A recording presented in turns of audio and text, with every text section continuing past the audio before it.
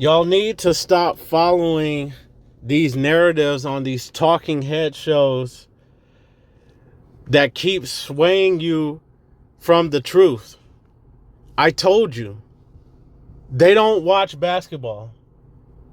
They don't understand that there is no way a coach like Eric Spoelstra is going to lose to a rookie coach and a Boston Celtics team that's still developing.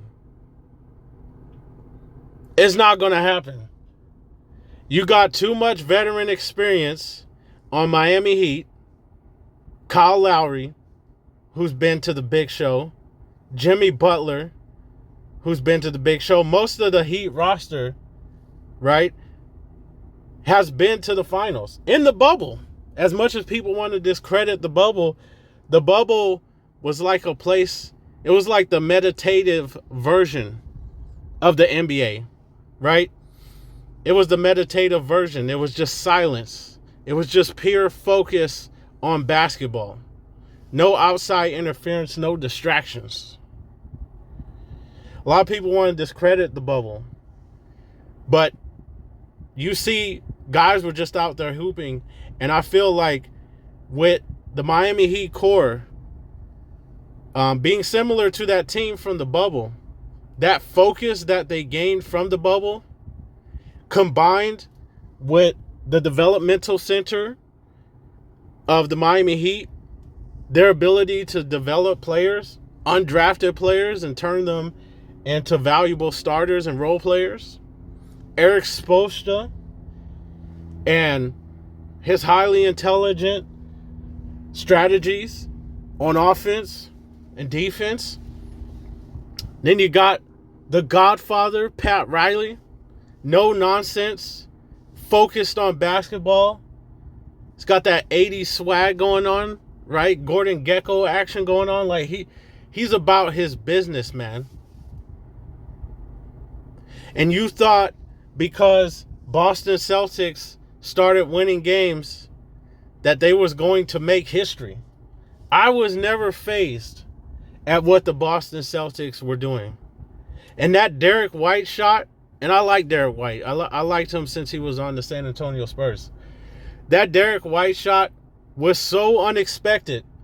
That putback was so unexpected. I'm telling you, man, Jalen Green and Jason Tatum thought they lost. Right? Like, there was a part in their brain where they were thinking about Cancun. It was like, man, we lost. Like, Marcus Smart is going to jack up a shot. I mean, he's not an excellent shooter. His field goal percentage has always been low. He's known for defense. They saw the shot clank out. It was, okay, this is over, right? But then Derek White said, no, man, I want to keep it going. Derek White wanted to keep it going. I think the rest of the team was like, man, it's over. Because the thing is, they had a chance to win that game. And the fact that Miami Heat was able to come back on them, and it resulted in that miracle putback play, which actually the clock was 2.1 seconds. The NBA switched it back to, they switched it to 3 seconds. So, I mean, the shot really didn't count. Right? So, all the NBA did was extend the inevitable. It shouldn't have been a Game 7. Because Miami Heat is a better coached team with better veterans. With veterans. I mean, yeah, Al Horford's on the Boston Celtics. He's a veteran. Whatever. But no, this Miami Heat team, these guys are dogs, man. Pit bulls. Okay? Reggaeton, man. Kyle Lowry, Bam Adebayo, Jimmy Butler. They got the swagger, they got the confidence to just want to beat you, man. Like, the fact that the Miami Heat team booked flights to Denver prior to Game 7, that's boss moves right there, man. And I respect that. I respect that identity that they have where they're like, We told you we're going to beat you, and that's what it is. Now, if the games go on longer, the series goes on longer, hey, it's basketball. But we said we were going to beat you, and that's what's going to happen. And that's what did happen. So now let's go on to possible matchups for the Miami Heat against the Denver Nuggets. See, right now, they're showing Caleb Martin as the power forward and Bam Adebayo as the center. But honestly, I think that Bam Adebayo should go to the power forward position. And maybe put Cody Zeller out there. Or even Kevin Love. And here's the reasons. Bam Adebayo should be just a defensive guy. Like how Anthony Davis was in the Lakers series. He should just be out there roaming, looking to catch deflections and steals and blocks. Because we know that his scoring is inconsistent. Bam Adebayo's scoring is inconsistent.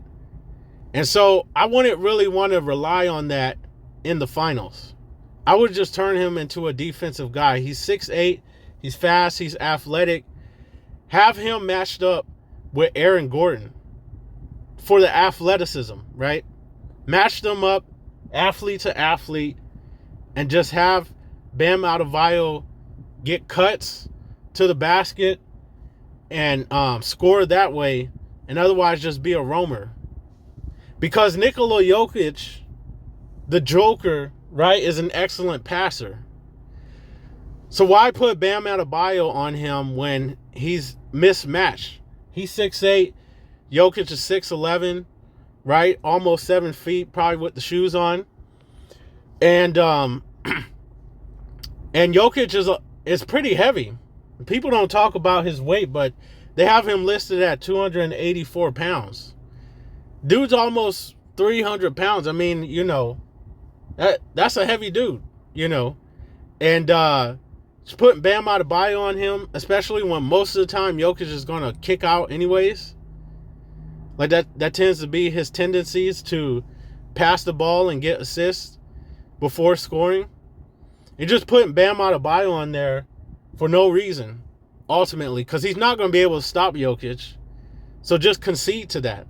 Concede to that and have him in the power forward position, roaming, trying to pick off passes that will lead to fast breaks for the Miami Heat, and also to keep up with the athleticism of Aaron Gordon.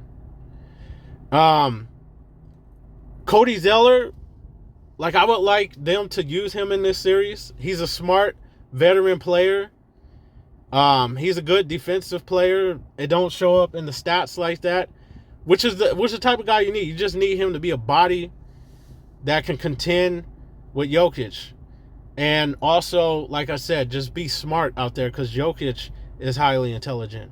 Cody Zeller, as you can see, he's 7 feet.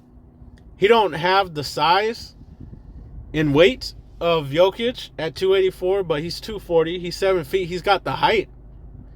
That's good enough to make things a little difficult for Jokic. And then you're matching up the foot speed, right? The foot speed of Cody Zeller and the foot speed of Jokic is comparable. So I put him out there. Or like I said, Kevin Love. Kevin Love is a threat from 3. No, he's not a great defender. He's going to get barbecue chicken by Jokic. Everybody that's listed here is barbecue chicken to Jokic. So you just have to concede that that's what he's going to do, what he's going to do. Make him more a scorer than a passer. Put guys out there that can stop those passes. And just put Jokic in a position as primary scorer, which then cuts into Jamal Murray's flow. Now Jamal Murray is off rhythm. And just turn Kyle Lowry into a dog. Just have Kyle Lowry just D up Jamal Murray. If he scores, if Kyle Lowry scores or not, whatever, just make him all defense. Just lock this dude down and do what you can to stop him from scoring more points than what he's going to average in the series. Same thing. Bam Adebayo. Just be out there stopping the passing from Jokic, limiting it, causing more turnovers. Cody Zeller, just be a big body that's smart and can just hold him a little bit. You get Kevin Love out there, outlet pass god, right? The outlet pass god, Kevin Love. Kevin Love is another smart, intelligent player. The outlet pass that he does is one of the best in the league. You're going to need a few of those. With those long threes hit when Denver Nuggets miss shots, he can hit the outlet and just clear it, man. Those are going to be valuable. Plus, he's a threat from three, you know. Somebody's going to fall asleep on him. He's going to be out there. He might hit a crucial three. So I feel like Kevin Love needs to be in this series. And again, the veteran experience of Kevin Love. Caleb Martin, though, where would you put him, right? Maybe he played so well against the Boston Celtics. He's feeling himself. Maybe have him come off the bench and be big in that way, like he's been doing in games. Hopefully Tyler Hero comes back. Whether he does or not, just keep talking to Duncan Robinson, get him going, get Matt Strus going. Those are gonna be your 3-point specialists. Those are gonna be your high volume scorers, and Gabe Vincent as well. And just let Jimmy Butler be Himmy Butler. Jim is him. He just needs to provide the fire, the confidence, that energy, that faith, right? Making those strong statements like, I guarantee we're going to win a game. I guarantee we're going to... Like, he has that power. He has that influence. Let Jimmy continue to be Himmy and keep the fire and the going, so that way this team can continue to believe in themselves as the underdogs and get another upset. And then you got Eric Spoelstra. He's level-headed. He's intelligent. He's been doing this. He knows what he's doing. His coaching staff has to be brimming with confidence because they've developed these players to be this effective. Hey, man, there's a chance. I like the Denver Nuggets. I would love to see the Denver Nuggets win their first championship with their first NBA final since they were in the ABA. Second ABA team to win a championship in the NBA, San Antonio Spurs being the one and only ABA team to win championships in the NBA. So this would be the second team to do it, and the Denver Nuggets. And I'm confident that they can do it. But hey, the Miami Heat have been underdogs and they've been getting the upset all year. I would say for them to continue to do that, I would look into Cody Zeller getting some minutes, Kevin Love getting some minutes, and hey man, if folks get in foul trouble, throw Yurt7 out there real quick. Or I would even, if maybe they get a blowout in one of the series, assuming that they win a game, just throw Jokic out there, just for the hell of it. Just put Nikola Jokic out there, right? The name comparisons, just for the hell of it. Put him out there in garbage time, just to troll. Because I think there's going to be an interesting series.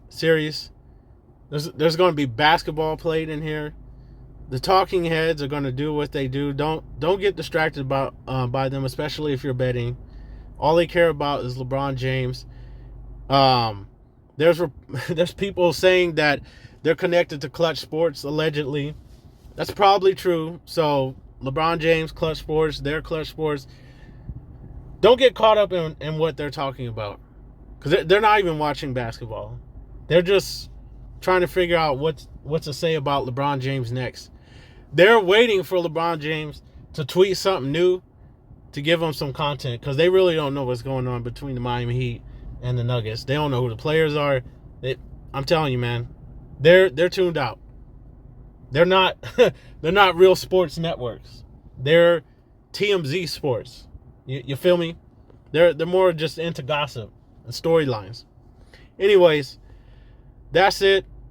Like I told you, Nuggets and Heat in the finals. I never believed in the Boston Celtics. Even after the Derek White thing, that was just luck. They were done after that. They didn't think that they were going to go to a Game 7. And now they get to talk about what they're going to do with Jaylen Brown. So until next time.